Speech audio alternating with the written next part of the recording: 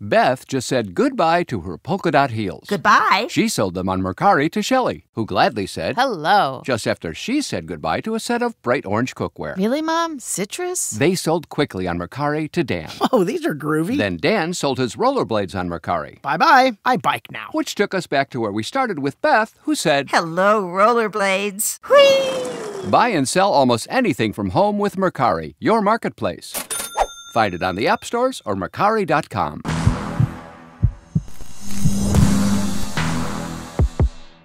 My cousin just died. I just found out today that my cousin passed away. Oh, I'm sorry to hear that. Bernie, 96 years old. And I was he had a good life. 96. That's a sick fucking ride, That's right? 96? 96. He was ready to go. I just have one like question. Was he in older America cousin. at 96? Because I haven't met an American that died in 96. You know what? You know what's so crazy is ever since I was a kid, and I remember this guy, he looked 96 years old. He always looked 96. And his wife, Carol, always had a runny nose. My entire childhood, like her nose was red, always runny, and tissues. And I believe she might have been one of the first suburban cokeheads. Oh, that's funny. I'm like, that her nose fucking candy nose was running all the time. So we have an amazing guest. Yes, we do. Mrs. Dania Ramirez. Yes. Hey, what is going on, guys? Thank you so much for taking the time to come hang out with us today. Thank you for hanging out with me. Anytime I get to be on a podcast and talk shit, I'm all about it. You know what? Yeah, me too. I do these things, but then I'm always like, people always hit me like, hey, you want to be on my pod? And like, I don't look like what their numbers are. I'm just like, yeah, cool. Yeah, I could do it.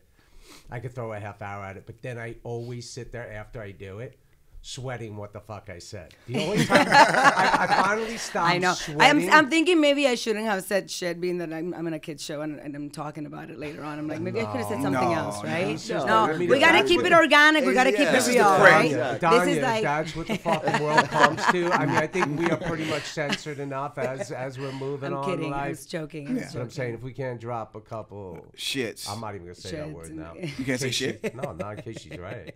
Oh, I want to do a kid show, bro. I want to do a kid show too. I want to get fucking It's a paid. family. By the way, it's not a kid show. The kid is on the show. It's a family show. We're going to talk about it. It's a family show. And it just got renewed for a second season. Sweet Tooth on Netflix. If you haven't checked it out, be sure to so it's like the boy who's like half man, half dude. And it makes a lot of sense in today's time. It's a great show. Listen, I got super excited when I found out you were going to be on the show because I saw the billboards all over LA. Sweet Tooth, the kid with the little horns and shit. Yeah, he's a deer, right? He's a deer. Like he's a half deer, half human boy. Yeah, and dude, I was like, I don't know about this show.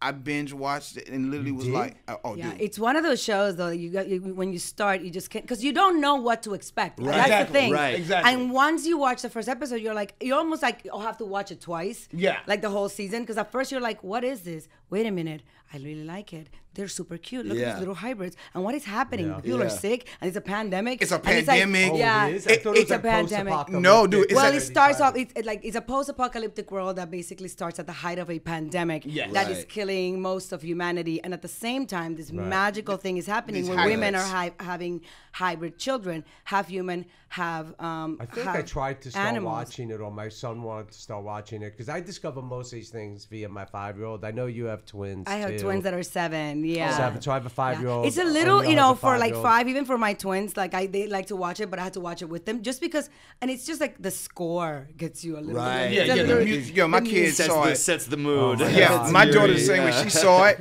At first it was like, oh my God, so cute. And then the music go. They get nervous. But there's a part of it that's very like optimistic, and it's an interesting post-apocalyptic world because most of the time post-apocalyptic worlds means like it's everything is like destroyed.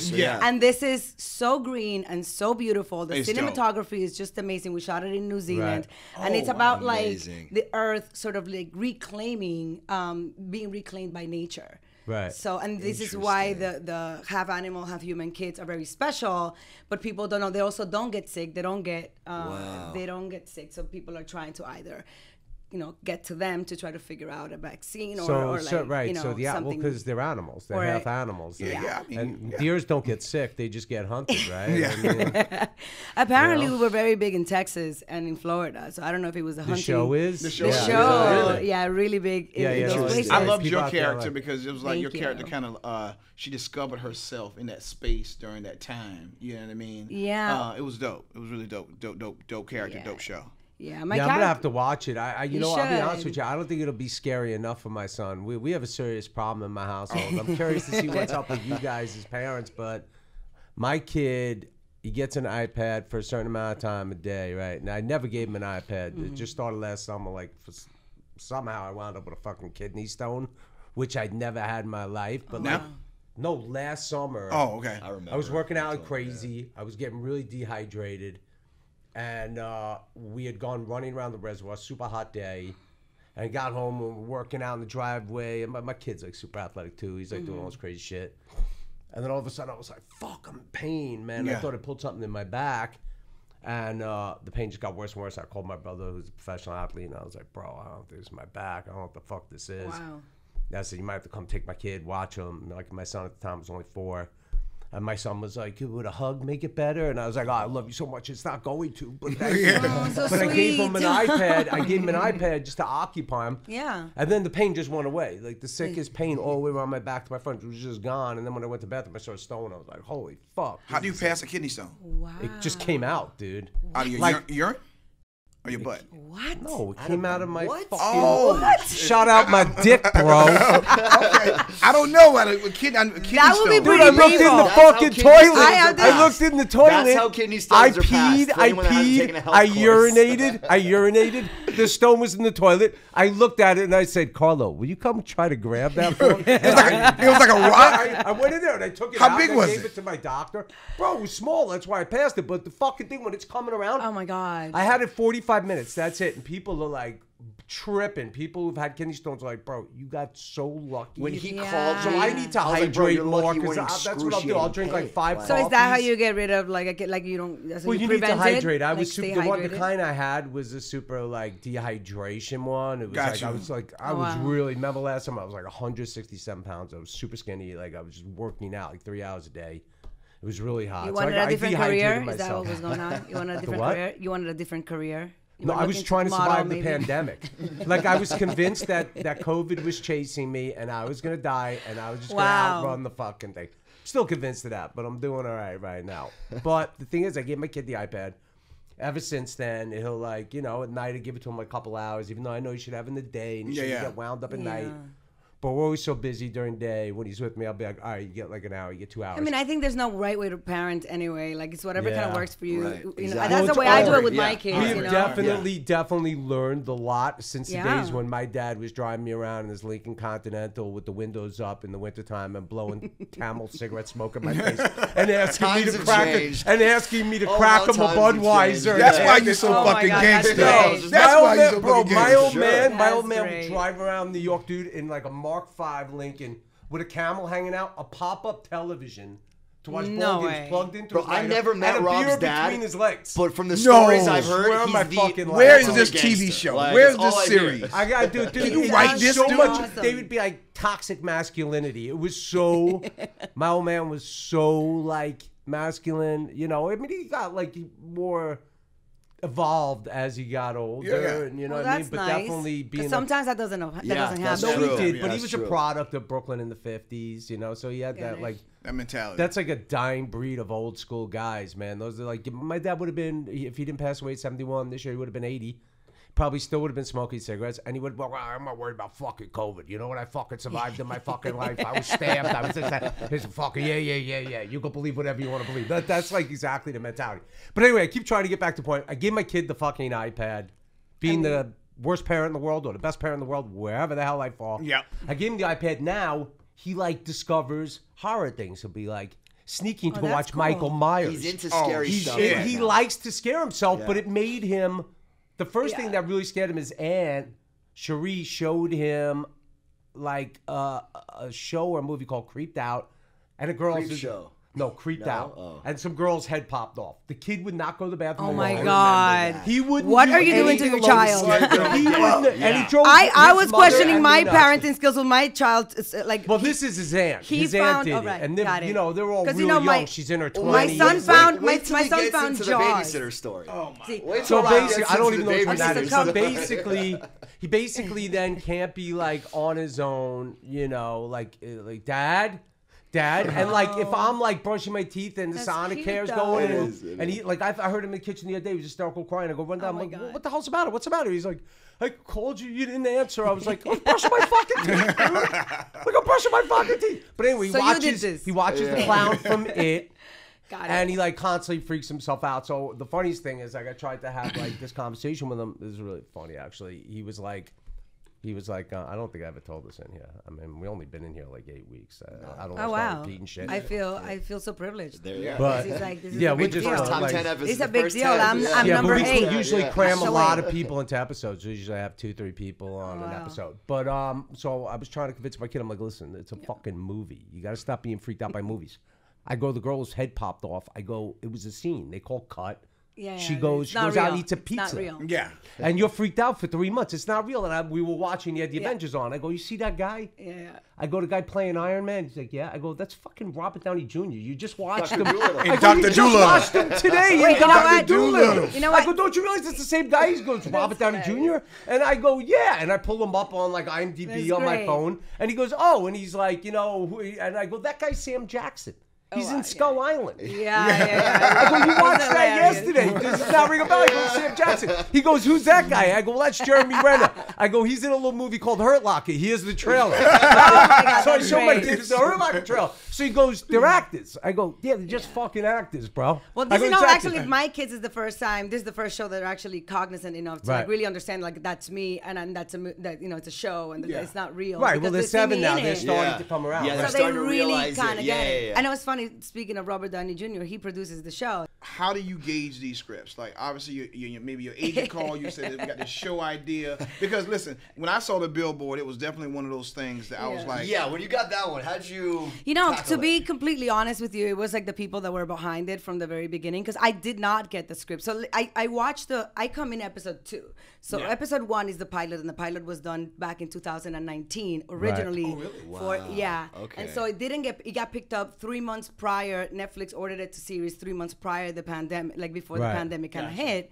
And so that's when I became involved. And so I got to watch the first episode. I didn't really read the script. So for me, it was like a no-brainer. I watched this show. The kid was just, Christian Convery is his name. He is just like a little brilliant, genius, like creative entity. Like his soul. And how old is he? So beautiful. He's 11. Right. Okay. And he's just super magical, Yeah, he is. You would love the show also because it's like him and his dad. That's sort of like how I'll it starts watch it with my son. Yeah, and it's a very sort of like the dad. Will But is it Forte plays corny? his dad. Because if it's He's corny, not. my kid's It's gonna really call me not. out. No, if it's really corny, my not. kid. No, it's really not. But it has very positive messages, and that's the thing, the combination. Yeah. And I think because it was a comic book originally, so the comic Oh, book all right. was Cool, written by cool. Jeff Lemire. Like so, it was the comic book is actually very dark, and Susan and Robert kind of wanted to make it something more enjoyable for the family. So it gets light, but it still deals with like really raw Did they come down? issues. Have you gotten to know Susan and Robert? I've actually only seen them on Zoom because we were shooting in New Zealand at the height of the pandemic, so nobody could go. Right. So we were filming. Jim Mickle was the creator, and Beth Schwartz. They were there. I mean, Beth was here, but we were very limited in the amount of people that we were able to bring because New Zealand was basically closed down. There was no COVID there. New Zealand's an amazing, a super interesting place. A friend of mine, Lauren Shaw, actually just had breakfast the other day with her and some other friends, and she's like a stunt woman, actress, model, an amazing person. Yeah. But we had this whole conversation about New Zealand with some other people because people just picture it rolling hills, right? The Hobbit, all that shit. But it's not. If you watch Once Were Warriors, there is an underbelly to New Zealand. I don't know if you've ever seen that movie. With the gangs, with the culture. There's a lot of culture there. It's very different, depending on where you go. That's why I love it. Some real like grit and depth and like underbelly to New Zealand. Such a beautiful. But the landscape is just gorgeous. Some of those I think you just see the same. But I think everybody shows the same fucking shot. Every time they talk about New Zealand, they show the same fucking shot that looks like Sound of Music, where you're coming over the rolling green hills. It's like when they talk about Ireland, and you just see the same fucking hill. You see LA, they come over the Hollywood side. You know what I mean? Go under the underpass on the fucking Gower. do that shot of what LA is looking like. You know? No, this one is very interesting because we did, get to shoot in many different places of New Zealand because the boy basically starts in a place and then he's making his journey to Colorado to try to find his mother because his father has passed away, like right in the first episode. So it's like a coming of age story. So it's shot then for the U.S., but shot in New Zealand, but it's supposed to be the U.S. Yeah, it's supposed to be Colorado, and like he starts off. We end up in Colorado. Yeah, so it's supposed to be. And are you guys gonna go back to New Zealand for season 2? Yes, really? That's cool. And I'm very excited because I get to bring my family now. Awesome. My husband and my kids get to come. That's the way to do it. Yeah. Like that. I'm excited to go shoot stuff on location. Just take my son too, but hopefully, and have them have that experience. They're here, and that's one of the beautiful things about being an actress, that you get to travel and then your kids get to experience this life. I didn't have. I was born in Dominican Republic. I went from Dominican to Washington Heights. Right. I had to somehow make my way into making some money. It took me. I think I had $2,500 in my pocket and drove out to LA. So that's how I saw the middle of America. And what age did you move from DR to Washington Heights? I was almost 10. 10. Yeah, I was and almost 10. what part of Dominican Republic? I was born in Santo Domingo, but I was raised in Cotuí, which is a very small little town in the middle of the country. So, I was really... I didn't realize that I was poor because everybody was poor around me. Yeah. but you know what it is? You know what I mean? That's, when you're a kid, you don't realize. You're right. And I had so much love. Like, I was raised by my grandmother. You're rich in love. But even the rich people there, even the rich people in Santo Domingo, like we went there as guests of the family that built the studio. That they the studio they built there with the giant water tank. Yes, That pine wood was magic for them, right? But it's not pine wood. They bought pine wood in, so they actually put up the $90 million to build it. This family. Biggest sugarcane family. They bought me, Joe Carnahan, my friend PJ Pesha, talk about a project, and we went. Their family owned like a little. So what are you saying? You're taking me and my kids? No, what I'm saying is, next time I go to Dominican Republic, even the wealthy field there doesn't really feel, but it doesn't feel disconnected from the other classes there. Meaning, like they own like this little kind of hotel in Santo Domingo. Yeah. But it still felt very connected. Santo Domingo is a very different place. Like if you go to different parts of Dominica, we went that's to the thing Las about Terranas too. Las Terrenas is also very different. It's very hippie. You know what I mean? It's a different vibe. If you go to like Punta Cana, La Romana, then you're getting into a little bit of a higher end and a different. Then you do feel a little bit of that class difference. But I think that's everywhere. Well, there was one thing, we made a wrong turn and we wound up in some like fucking all of a sudden hood where there was literally like a bonfire in the middle of the street of all just garbage and junk burning. And I looked at the kid who was driving us. I was like, yo, where we at? He's like, we made a wrong turn. And he's from there. He's like, we made a wrong turn. Like, like shit was about to get real. Yeah, no, I'm not saying there's not a class differential, but what I'm saying is it's like... It does. It feels very traumatic connected. As here. Yeah, I mean, I think... And LA like people are driving in Rollses with Rolexes, like fuck you cash, and then there's like nobody's driving now around with Rolexes in the middle of the Dominican Republic. Right, that is like you're asking for trouble, right? You can't really see the strata, as so clearly like as you can here. This. It feels like this. Well, I don't want to like say that because obviously she's from there, and we just. I mean, I have a different perspective of it for sure, But I was sure again, yours I was is born. Yours is the accurate perspective of it. You were born there, but you grew up in New York. Perspective. So basically, no, I was born in Santo Domingo. My grandmother raised me. My parents had immigrated to the States when I was 6 months old, so I was raised on my grandmother and a bunch of like other kids in my family, and like my grandmother had like 12 kids. So she had 10 girls, 2 boys. They all had girls, so it was like a bunch of girls, and That's awesome. We were all raising each other, Cool.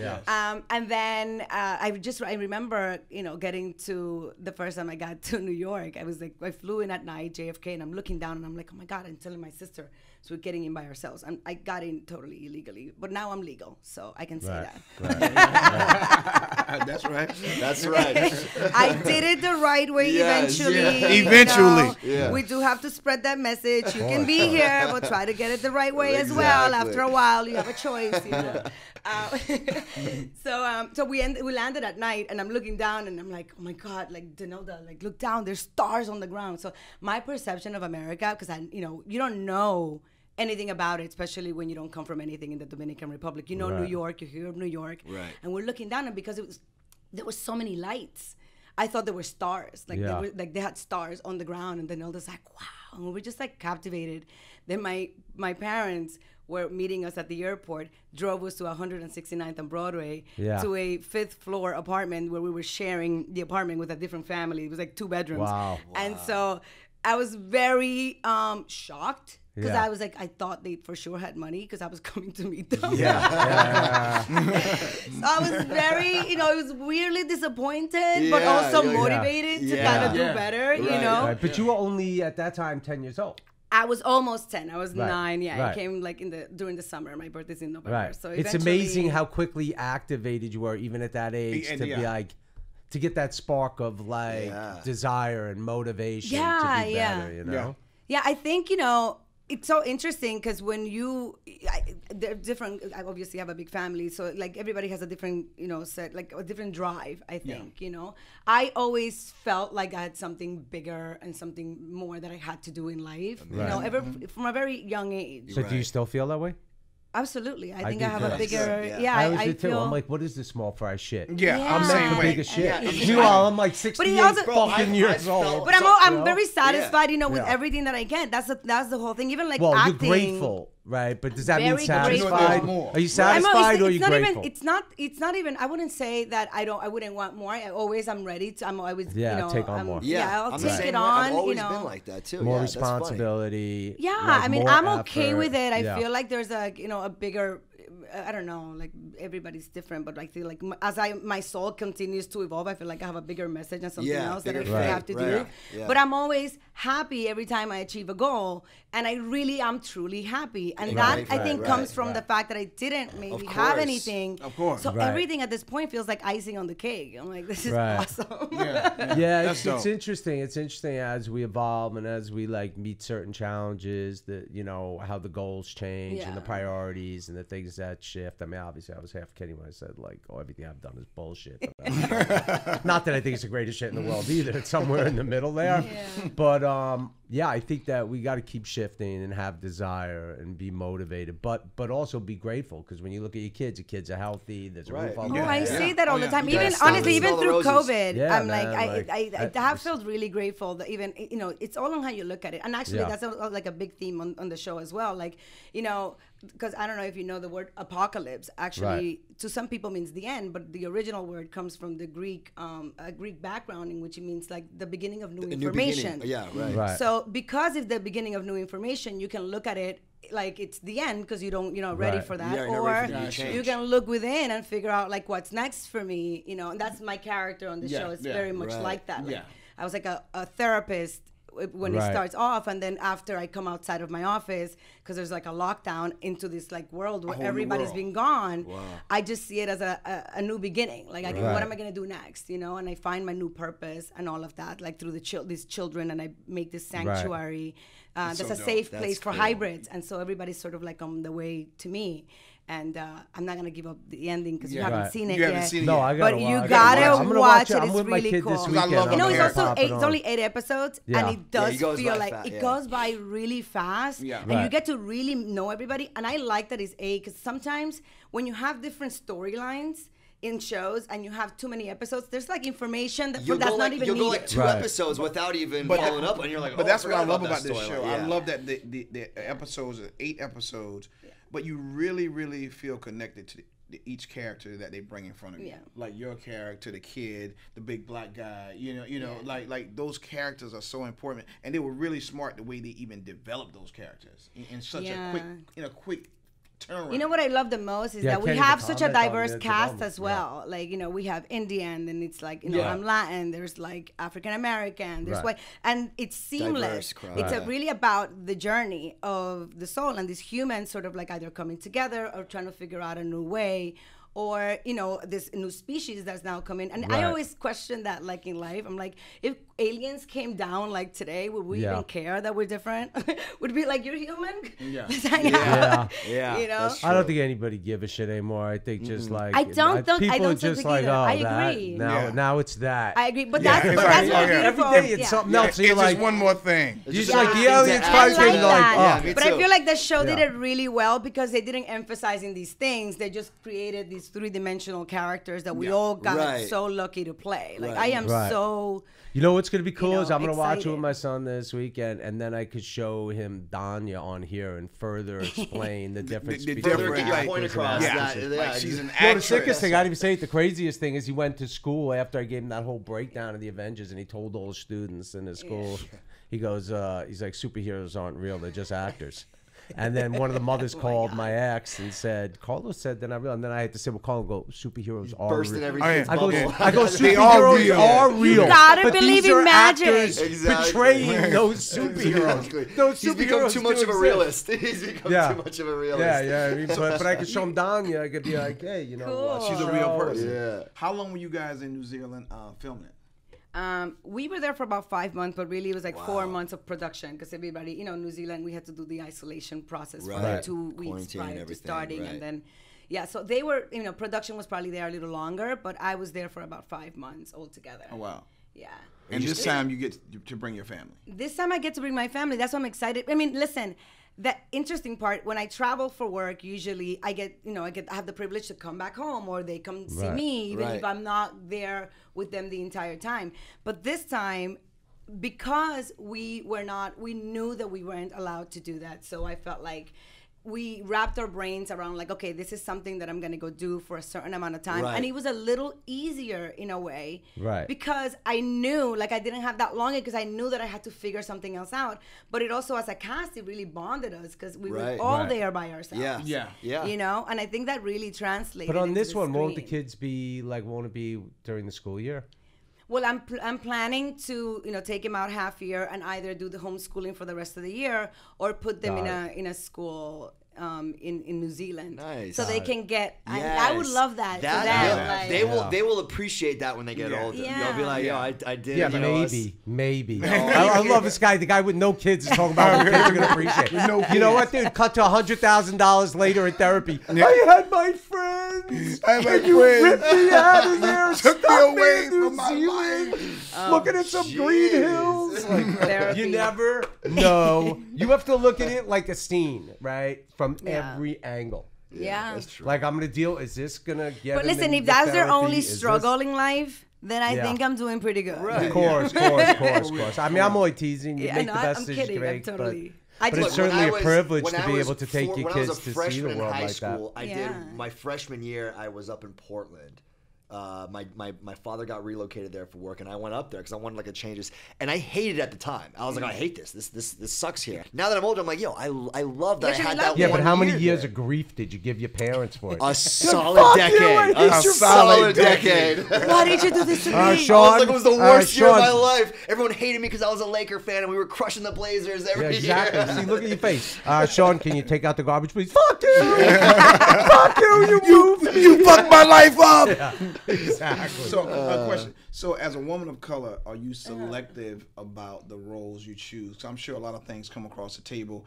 Do you look at it and say, hey, I'm not doing it because this just does not fit what I'm trying to represent? Yeah, you know, I am a little different than a lot of people. I do think that I have a voice and that my voice is when I actually get to talk as Dania, not when I'm actually playing a character. And sometimes these characters allow me the possibility to then talk as myself and just get my message across.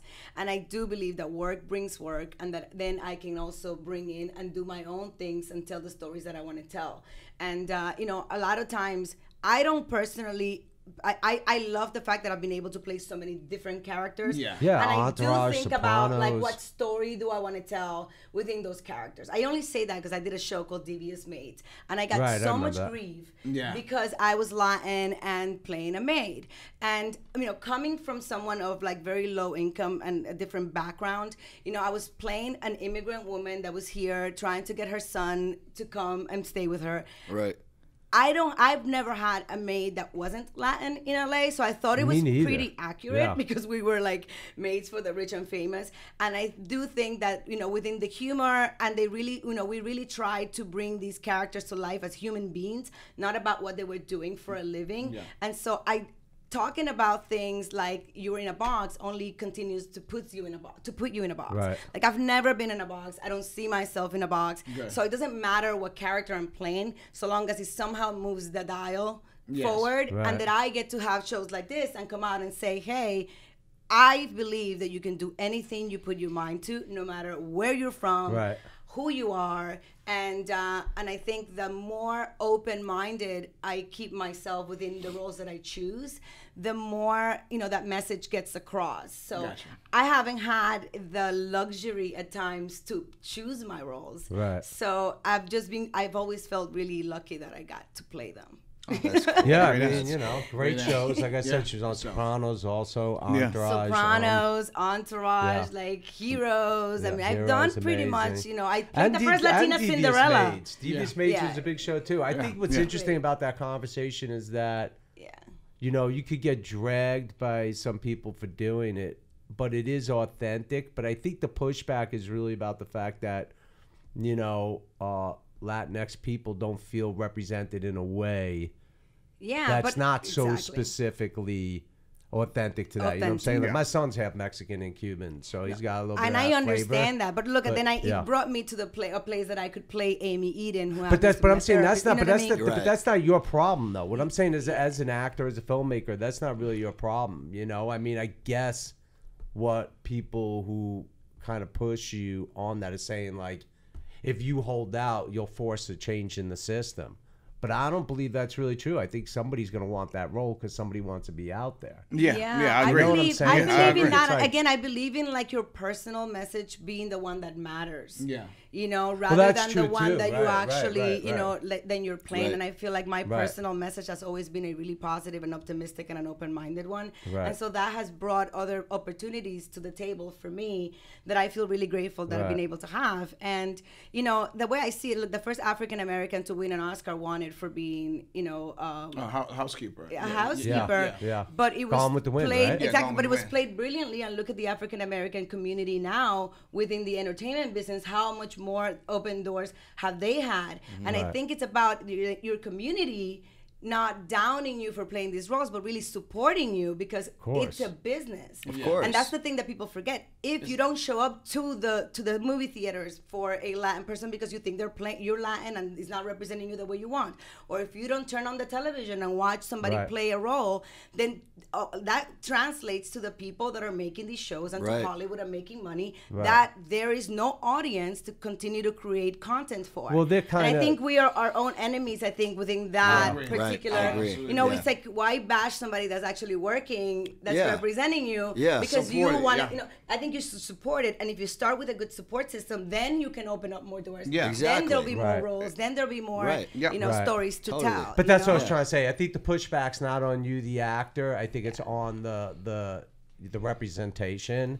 And then, unfortunately, they just lump everybody in. I think creating right now is incredibly complicated for people. You know what I mean? I think whether it's comedy, stand-up, whether it's comedy has gotten hit the hardest. It's just, but it's just like listen, people have a choice, and I'm not talking about people who are so disruptive that are spreading messages of hate and you know what I mean, and trying to create more divide between people. But I mean, where's the line in sensitivity? Well, this is the thing. Also, like, how much like I grew up with like getting bullied, and it just made me stronger. Right. So we also have to allow for life to occur because nobody's like, we're all different. Right. And if we grow up in a world that we are just all thinking the same, or that's also a way of being an extremist, That's separating you from everything else as well, and thinking that, well, I'm right, and maybe that there's no conversation to be open. So you have to inspire change. It's hard to demand it out of people. Definitely. Really? So it's an interesting. I was asked actually. I was doing a Vivica Fox's podcast the other day, and she was like, I did this little documentary about my family and coming to America. Right. It's called An American Alien a while ago. Right. And she was like, I was asking them what their American dream was, and then for me, she asked me, what is your American dream? And I really stand by just like freedom. That's really a beautiful thing, to have freedom of speech, freedom of anything. Expression. Like the fact, that you are, it allows you to be free. I mean, that's what I love the most about America, that it allowed me to be free enough to be exactly who I am, no matter what that was, to then do exactly what I wanted to do and how I wanted to do it. And whether people accept it or not, that's on them, and I have to somehow have no judgment towards it and go through my life like, hey, that's you. I can't care about everybody's journey. I can it's only tricky because tell they you about mine. They just punish you so like endlessly, and like I just watch people get dragged by like the trollers and like completely. They just but guilt is a wasted emotion. Well, I'm not saying people should feel guilty, but then it's like people complain to the corporations and the corporations. So much. It's like we're being babied, and there's no end to the complaining. Thing or it's very difficult. Don't get me wrong. Like I get it. There are things that if you have something, you're like, okay, I didn't agree with that particular person saying that. Then you have to also see that everybody is their own person and give them an opportunity to evolve. And to shut somebody out completely, how can that person ever even not get defensive and then really change? So all you continue. But I don't even believe these are really people shutting people out. I think it's like some fucking war of bots. Nobody. I knew he was gonna say that. I don't even think it's real fucking people. I don't think it's real people. Because you just watch people get just attacked by people. You go, there's no way this is fucking real. This can't be real. Like some of the comments and but things. But look at all of us like sitting on this table today. Like, you know what I mean? What's going on out there? This is what my world looks like. You know what I mean? And I really want to continue real to believe. Conversations with like real people, and you're like, just and I don't have to agree with something you say, or you don't have to. I don't have to even I hope you agree it. with everything I've said. I don't think if I said something offensive. Here's the great thing about this show is every offensive thing I say, Sean takes out, and when you say offensive things, we leave it in. No, I'm kidding. We don't do that. Perfect. I know you won't do that to me. I try not to say. I don't think I'm an offensive person, but I'm capable. I think you're real. I guess. I think you're real. I think yeah, you're a well, real person. There's not a great distance from my brain to my mouth. I've come to understand that the thought goes. It's a short commute between the two.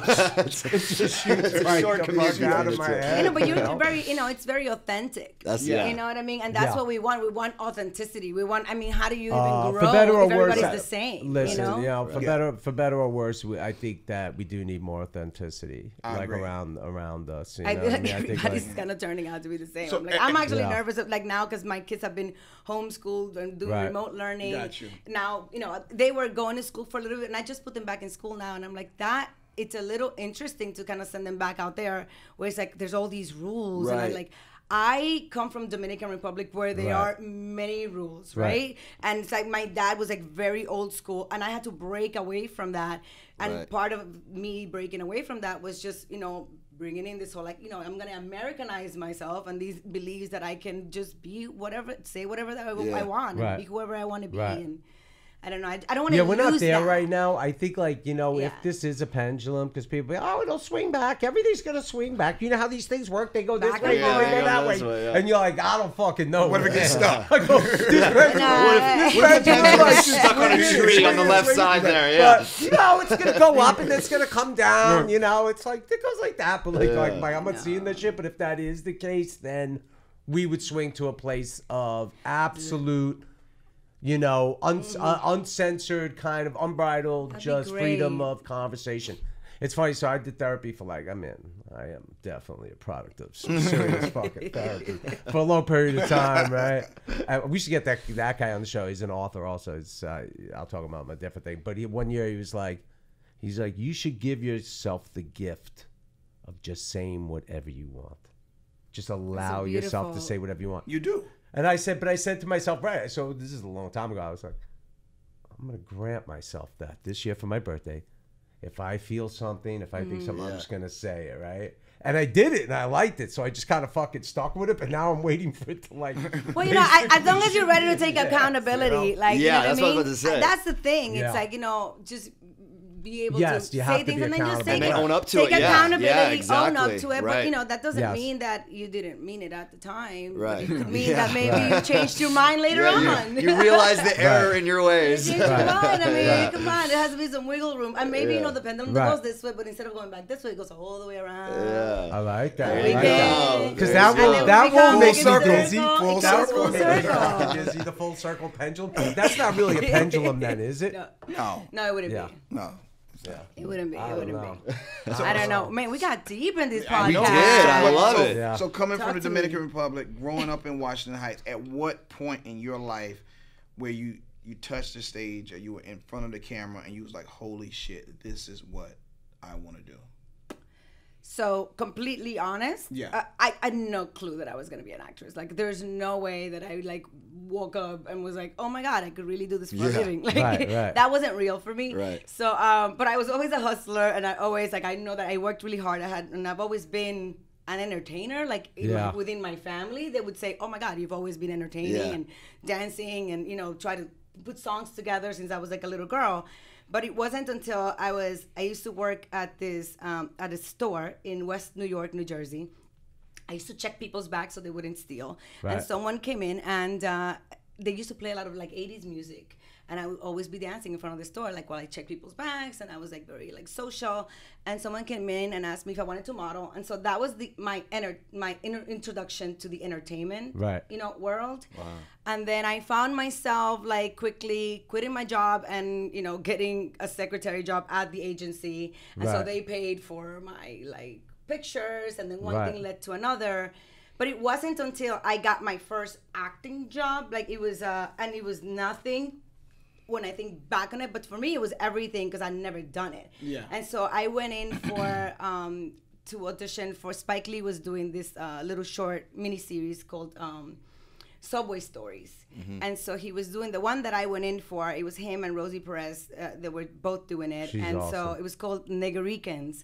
And so, which nowadays, I don't know if you could even call it that. I didn't even hear you. I've always been acknowledged. Earmuffs. Earmuffs. People say shit like that. I just go like this. I just go. But that was the name. Hey, I did not make that up. That was actually the name of it. Wow. And I got the role of the ring girl. It's gonna be like this Puerto Rican guy and this black guy that got into this fight. And so I was rounds like 8 and like 3 and 8 and maybe one more. And so that's how I got my SAG card. It was directed by Spike Lee, but I knew that he was like a big deal. And I don't know, for me, it just felt how like... How cool was he? He was tough, right? Spike's like a notorious... I mean, to be honest with you, I love Spike. Spike gave me my real break in everything, like within my career. So I not only love him, I actually just love how different he is as well.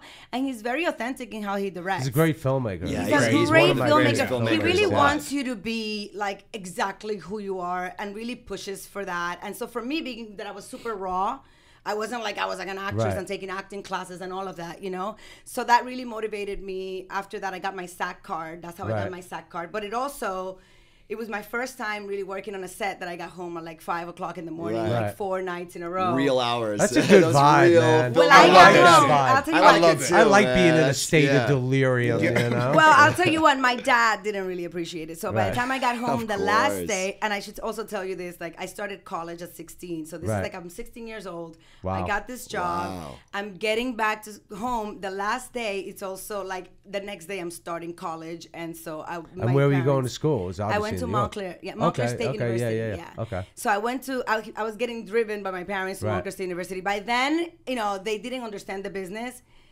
Now we get along, obviously, for it. Sure. But at the time, like my parents were very old school. My dad is like a very machista. Like he's just like he didn't get it. He wanted me to be a lawyer. He's like, how can you not want to study? You're 16. Yeah.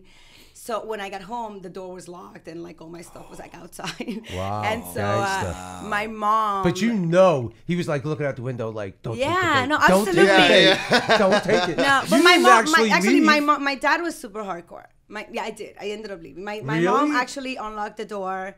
So I've been on my own since I was 16. So my mom unlocked the door, let me in. They drove me to Montclair State University, and then I went through about like, honestly, 2 years. I played volleyball in college just to kind of help with my coach had me helping her out so I can get some money and get paid for that. And so I went to school and didn't talk to my parents for like about 2 years. Wow. Like those dad lines, those gangster die on your own sword kind of shit, man. Yeah. It's my biggest fear about being a dad is that moment you say things come to that where you're drawing lines or like your kid has a drug problem, God forbid, or any of these things, and you have to turning your back and forcing them out of the nest or trying to. It's harder for him at that moment than it was for you. I bet looking back, it was very difficult. I know that, and I know that now, and so eventually I had to come full circle through therapy and all that stuff, like honoring my past and now like validating my actions. You can't go through therapy without hating both your parents. There is no person in the history of the world that has been through real therapy that at some point doesn't sit down with their father and like, Yeah. You want to know how it's going? Let me tell you how. I fucking realized. You know, and then my dad was just looking at me like, yeah, I know. Yeah, like really? Give me another beer.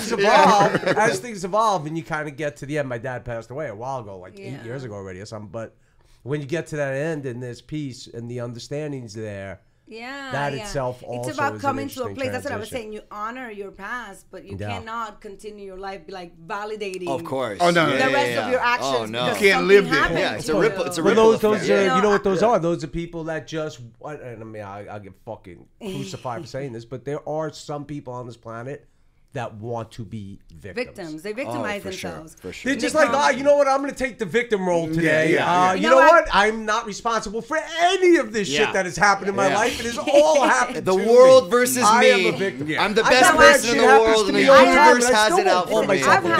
had I'm like, so fuck many- you. I'm going to victimize you, motherfucker. Yeah. Right? Fuck I you. might So be many getting some moments shit, that but have I'm gonna felt. get you. Yeah. I've found so many moments that felt like it could have been a victim. This is why I was Me actually too. at one All of point. us. Yeah. I was gonna write a book and about like because people are like, oh, you should write a book about your journey, because I also was like started doing acting classes at the Actors Workshop Studio in New York City while I was studying at Montclair State University and like playing volleyball. Like I had a completely different life, and so I was like, okay, well, and I came from Dominican Republic illegally and then became legal. So I had like all these stories, and even within the business, I've had my own real struggles within it and been in really fucked up situations that I was like, here, and then. But I did not like the fact that it was coming off like I was a victim, because I never saw myself as a victim. You know what I mean? Like these things happened, but it made me better for it, and it helped me find a different way and like knock on another door or like get up again like quicker than I had to. I mean, I was 16, living on my own, trying to figure this whole business out. In New York. In New York, while I was, you know what I mean? So.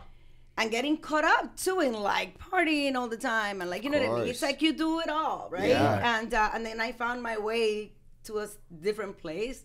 Almost lost my mind like even a couple years ago. Went to India and started meditating and like I've been in a completely different journey, and I'm super happy that today I can say. Is that like transcendental? What? What kind of meditation is that they teach it? It's not transcendental, is it? Like what's the? It's not. It's just everybody's different. Like I went to a place called the IVAC Center in India. So their form of meditation is very like I don't forget the name of it right now. I need to get better at meditation. Yeah, it's actually really, It's really good. I honestly, meditate every morning. it's changed my life, and I too. always talk about it because it's changed. I do it every single do morning. too? Yeah, I do it I every use morning. this thing called a Calm app. Yeah, me too. First thing I do have every that. morning when I wake up. It is But I works. didn't want to pay it. It was like $3 a month. I just wasn't down with that. It wasn't worth it. $3 a month. It just doesn't. The peace of mind. It doesn't equate for. It was like $2.99 a month, bro. Like who wants to pay $2.99 a month? It's great. I'm joking. I'm kidding. I know. But you know what? For the first time ever, after I started on this journey, and I always talk about it for that reason, because I think mental health issues are a huge thing, and not to be able to deal with this it. fucking town. That's for sure. Yeah. Well, everywhere I think, know, and but they're in this actually, town, and I think the media kind of pushes it down your throat, like everything is bad, and so you start believing that everything is bad, right? Of course. And for me, honestly, the reason why I talk about it so freely is because, for the first time ever, I really feel like I'm strong, and I'm not just saying it. Like I know that you go in through life when you've been through so much, Right. and you're like, I'm fine, I'm fine, and then you wake up one day and you're like, oh my God, I'm not fine. You know what I mean? Right. But all of that stuff has I think we have those peaks and valleys, right? I think everybody. I Yeah. definitely had periods during like the last couple of years where I felt like kind of funky. You know what I mean? I wasn't used to having those kind of feelings, and you reach out. I feel like life is all. It's you go through phases where you're like everything is great, and then you go through phases where everything's nothing's going right. You just have to kind of persevere. But you have that it's yin never and going to be yang, great right? forever. Yeah. Exactly. You I was have like that last to. year. You need those. Honestly, how else do you move the wheel forward if you don't have those bad moments? Exactly. That's how you learn from them. If you just have good times forever, after 10 years, you're going to be like, yo. And by the way, how good is the time? If Yeah. you're having a good time for 10 years, you start looking around like, I'm kind of bored. Yeah, exactly. I'm ready for a different kind of good time. I mean, I don't know. I don't want know. some stress. Give me I don't some- think you give could me some ever be problem too and happy, conflict too in my rich, too skinny. Like, I don't know. I'll take 10 years of no stress and just rolling in dough and looking good and being like, yeah, oh, sorry you're going through that. That's fine. I'm over here now. I'm doing all right. I'm doing pretty good.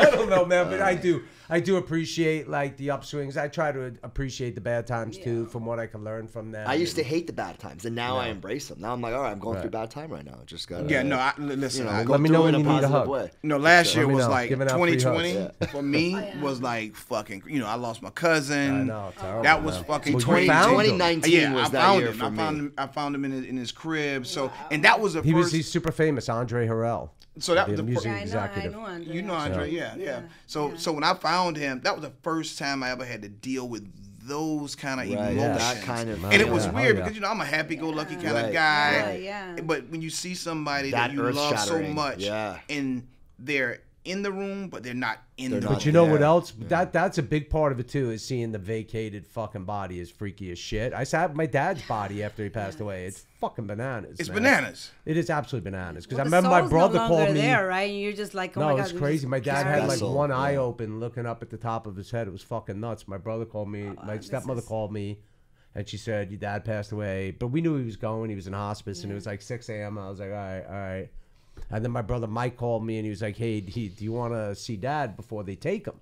Like, you know. And I was like, "Fuck no." Yeah. I was like, "Do you want to see him?" He's like, No "I'm longer sitting with him there. now." And then I was like, "Oh," and I'm like, "Is Andy sitting with him too?" And he's like, "Yeah." I said, "Oh, you know what? I'm gonna come out." So I went in. They just gave me some time, and you go sit with like The what body. was your The dad? vessel. Yeah, Like the I vessel, read that's all these really what books. it It's is, crazy. right? This is a whole other episode we have to do, and I want to tell you about the Andre episode we want to do too, because we're gonna do like a séance and I try think to one of the contact last Andre. times that but I saw on like really spent time with Andre. I was doing that Ciroc Yes. in Vegas, right? Yeah. The campaign in Vegas. Yeah. I think. We actually spent like oh, a he couple was of there days for that together. thing? That was- yeah. I think, yeah.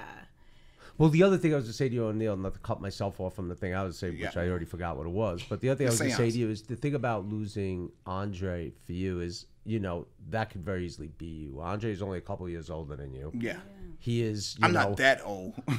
But Andre was like 56, right? Yeah, he's 14 years older than me. Yeah, he's 14 years older than me. He's a couple of years. Okay, Like, but it's a lot different than losing your grandparent or your father. You know what I mean? What I'm saying he is was he's young, a cousin and you yeah. had a friendship with He him. was young. His spirit was young. So what I'm Yeah. trying to say is like if you lose like people who've lost siblings, it is like a version of them. Right. Oh no, absolutely. When I saw So him what on I'm that saying floor, is the fact that your cousin, who's still relatively young in your age range, yeah. is One of on the that closest floor people to you dead in your life, you that know, could like, easily yeah. be you. So Oh, what I'm dude. saying is I think there's a I was scared to go to different sleep. kind of. I was scared to go to sleep at night. Like literally, Yeah. Of course. I was petrified for Well, what 7 do you think? months. What do you think? He said Candyman 6 times. What do you? You fucking schmuck.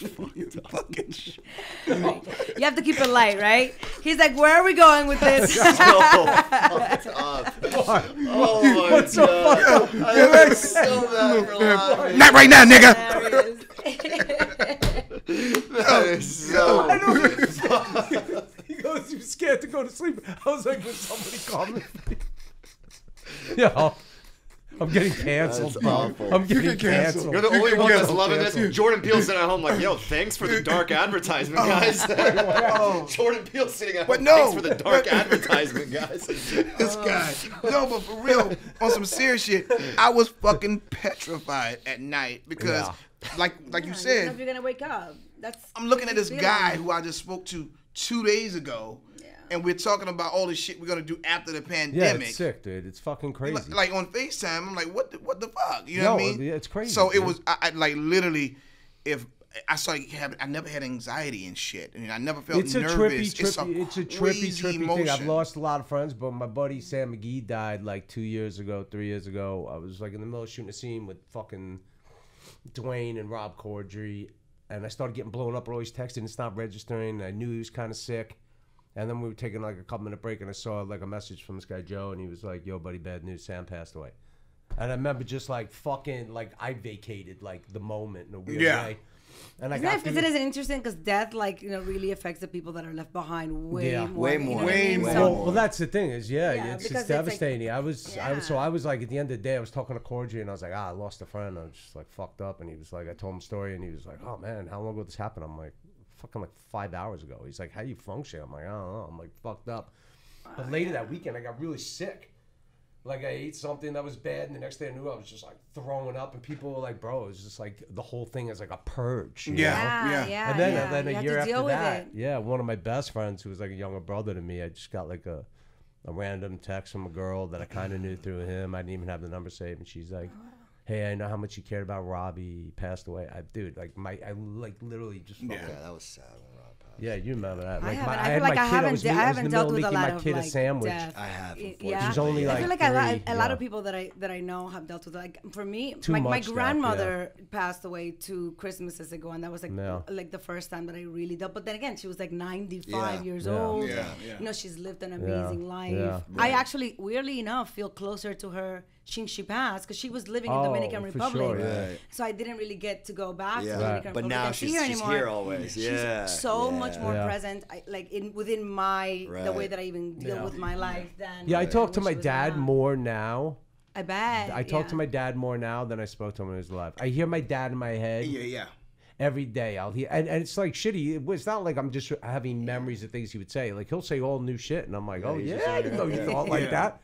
You know, that's cool. The crazy thing is I think I'm nuts sometimes, and then I'll talk to other people, and everybody has the same. Dude, I'm the same way. When I was in New York last week, like Andre passed in L.A. I found his body here in L.A., but I missed him more in New York. Right. And he was no longer even living in New York. We all moved out to L.A. Right. But for some reason, the city didn't feel the same. It's like the old days, bro. Yeah, it didn't feel the same. And I went out to the cemetery, and because I didn't go to his funeral because you couldn't fly. I saw you posted it the other day. And so cool, I put a flower. Excuse me, I put a flower on his grave. But it was like when I'm in New York, I really, really miss him because that's where I was our stomping ground. You know what I mean? That's where you hung out. Yeah, I'd probably have like I'd probably have a real kind of. Not epiphany, but like some kind of moment if I went back to Long Island where I grew up and thinking about my family. How often do you get back to New York? I never go back because my whole family lives on the West Coast now. So wow. I have no real reason to go back unless somebody's like, when's the last time you were there? How to make like it? You're working. Yeah, probably like 7 years ago. Maybe after that, I think I went for a cigar thing, but like probably like 7 years ago. 6 years ago. I never go. You know, I was considering going to the Hamptons like in a couple weeks, but my friend got a house there, but. Hamptons. Oh my God, I have a Hamptons story with. So the first time I ever went to the Hamptons, I started modeling and when got hired by Willie Mina Models. So I was like Willie Mina Models, and so I get hired to be one of the lounge pretty girls for Puppy's white party that when he was dating Jennifer. And I remember cause that's one of like those moments I was like, what is this again? Like, why am I getting paid? Like, what am I doing here? And you know what's so crazy about that story is? It's like when I was watching Sweet Tooth, and obviously I've seen you in a bunch of things. Yeah. I've always felt like I've seen you somewhere in New York. Like I was always around in New York. Every time I saw you like in a movie, X-Men, all this shit, I would be like, yo, what the fuck do I know her from? You know what I mean? Because I remember. You were like but I really, no, honestly. Grabbing her 20 years ago. No, but you know what? Baby, honestly. Come over here. Yeah, wait, what you doing, girl? Get over here. Honestly, I feel like I've always, I really have done it all. Like, because I basically was in college at 16 and broke and, like, trying to get through acting and, like, acting classes and stuff. Like, I really have done it, like, from music videos to commercials. Yeah, and so you did, like, I did a bunch of stuff. video. Wait, what did you do? Oh, you did a Santana video. The Santana video was really cool. Which one? It was Santana and Santana. oh my God, Carlos Santana is amazing. Yeah. What was the Carlos name of Santana's phenomenal. It was Carlos Santana and my God, I'm forgetting right now. But he was so incredible that we shot that video and I have like this whole dancing scene and he starts like the cameras are off. He starts playing the guitar and I love to dance. I'm Dominican. Yeah. Like, by nature, I'm always dancing. Yeah. So I start dancing kind of like all around. I'm just like lost myself dancing. He's playing that guitar. Right. And at the end of it all, at the end of the shoot, he had this cross. And he took it off and he said, they made this cross somewhere in Mexico and I want you to have it. You have such a beautiful spirit. Oh, that's awesome. So I still have this cross from that music video. Oh, he's great. He's a He's vibe. so cool. There are guys that are just like brilliant musicians, but he's a whole vibe. He's a goat, man. I had lunch with Steven Tyler one time, and as we were saying, like through a friend, and when we were saying goodbye, I shook his hand. And when I took my hand away, there was like something in my hand, and I was like, what the fuck is this? And there was like some charm from his he had like a bracelet He on. gave it to you, right? No, yeah, but no, it was an accident. It fell Oh, off his shit. bracelet. You I stole was it. like, yo, bro. This just fell off your bracelet. He's like, you keep it. So I hung it on like a neck. How cool! See, we That's both cool. we both have little awesome. treats. Yeah, We my both have boy little treats. By the way, we Robbie did not died plan made this, me. guys. And I put the Steven Tyler thing on there, man. Yo, Rob stories always make these really ill turns. You're like, how did we end up here? He's gonna keep this. Wow, dope, dope. I'm having the best time here. So Thank are you we. guys Yo, for we have having me. to bring you. Of She should come course. to the seance. For Oh, real, yeah. we have to do that. We're still trying to find the right medium. You Got know what I it. mean? Like a psychic medium. We like, you know, like PodcastOne was helping us, but they only knew like fugazis. You know what I mean? They don't know anybody real. They're like, oh, why don't you use this medium we always use? Her name is Sherry. You know, she'll come in. Well, She works at Starbucks. Yeah.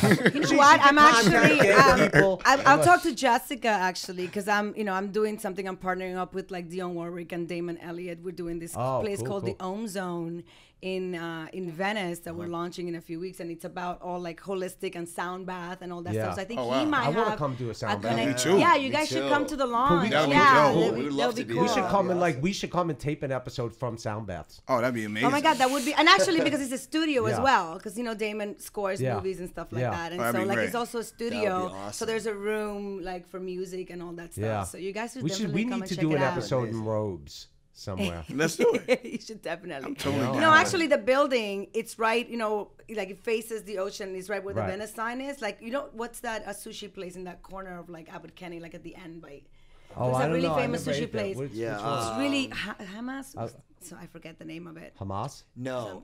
It starts with an kidding. H. Yeah, Hamas. Abercrombie? Nunca. Abercrombie? Un poquito de español. Stop saying random names. Okay, well, anyway, the building, we have I'm like naming all like terrorist the building has a terrace up top. Boko Haram. Yeah. Well, the building has a Al-Qaeda. terrace The up Al-Qaeda? top, so you can actually be up there in your robes and do Right. a hold, and you can come down and do like, Oh, really? You gotta sound do bath. that. That'd be cool. Yeah. fuck with You that. should That'd guys. be I awesome. fuck with Daisy. But in the anyway, robes. I said that to say that I think he might have a connection with a medium that might be really interesting Yeah. for you guys. That So would maybe be I'll. great. Yeah, I We're on wrote the like lookout. I DM'd some famous medium. I was like, oh, this guy will hit me back. Everybody always hits me back. I was like, Crickets. I was like, yo, homie. Got a good, interesting opportunity for you. And don't write back that you knew I was going to write you either. Like, That's funny. By the way, don't you hate when? He was like, Don't you hate when people just don't answer I back? knew you were gonna DM me. Don't you hate when people don't answer back and you're just like, well, I you told, answered. honestly, I forgot about it. You until this answered conversation. every other He might have time. been- Yeah, Every other fucking time. Every other time, but all Yeah. of a sudden you all of didn't a see sudden I this need one. something, and Oh, you don't well, read this. yeah. Well, I mean, that's just the shittiest of the shitty. great. But you're a real one. That's why, like, you wouldn't do Definitely, that. definitely. I find it easier just to say, nah, I can't do that than to be Yeah. like, I'll pretend I d't see it. Yeah. I No, mean, come on. Well, just Just like, come on. especially And by when the you way, see I no will place call to you see. out on it. So it's like, you know what I course, mean? And yeah. then As we'll you go through that should, weird man. moment of Yeah, like, exactly. now I got to You tell know you what? didn't It's do weird this. for them. for It's sure. weird for It's them weird for because them, they're not the for me. fucking assholes Yeah. that Yeah. put you in a position Yeah. to tell To them roast the them. way it Yeah. fucking is. Yeah. Thank you. And thank I just you, bumped thank into you. somebody downstairs. Okay, so you that heard owed me it a here call. first. Anybody that didn't call back when I needed something, That you part. already Don't call me asked. now. Don't call me now. Yeah, if you couldn't fuck with me at my worst, Come on. you do not. Fucking with me in my bed. Hallelujah. Dania, thank you for coming in. Thank You're you the so best. much. Thank you guys You for gotta having come me. back Hang out again. with us Yeah. today. That was a lot of fun. Make sure to Namaste. check out Sweet Tooth on Netflix. Yes. Binge watch season 1, season 2 Yes. coming What the soon. fuck you pointing at O'Neal Yes. Look at for? the camera. I'm kidding. Yes, please watch it. You could look at this camera. Oh, I can- I was- You're going like Sweet this. Tooth on Netflix. We should say it's on Netflix, guys. It's on Yes, Netflix. of course, on Please Netflix. binge Be sure watch to it. stream it. Watch it. The second season. All 8 is episodes out now. amazing. Yeah. Thank you Namaste, so guys. much. Thank you. Namaste. Namaste. The Cray. The Cray. Yeah.